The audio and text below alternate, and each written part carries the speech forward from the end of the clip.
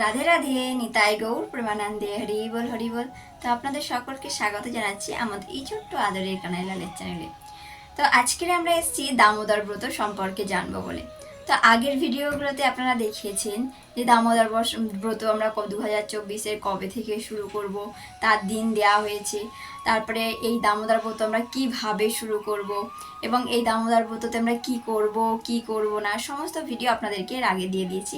যারা এখনও পর্যন্ত দেখেননি অবশ্যই গিয়ে দেখে নিন, আই বাটন এবং ডিসক্রিপশন বক্সে আমি দিয়ে দেব। তো আজকের আমরা এসেছি এই দামোদর ব্রতের কি খাওয়া যাবে, কি খাওয়া যাবে না।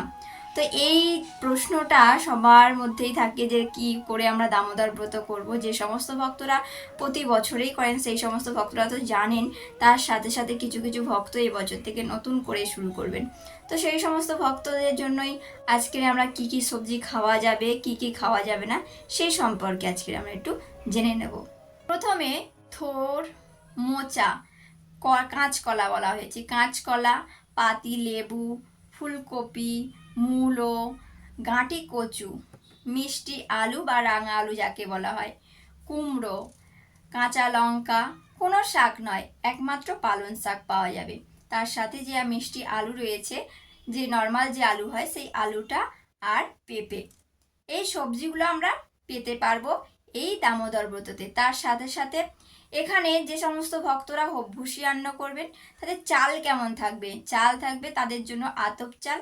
আর বাকিদের জন্য যদি চান যে আমরা সিদ্ধ চালের অন্নই খাবো এবং যে সমস্ত সবজিগুলো খাওয়া যায় সেগুলোকে সিদ্ধ চাল খেতে পারে।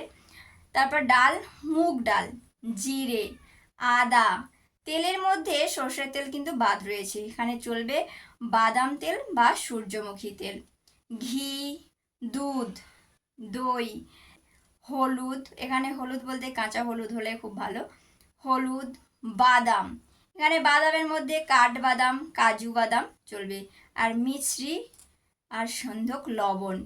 এইগুলো এই ব্রত মাসে খাওয়া যায়। দেখলাম যে এই ব্রত মাসে আমরা কি সবজি এবং কি মশলা আমরা পেতে পারবো।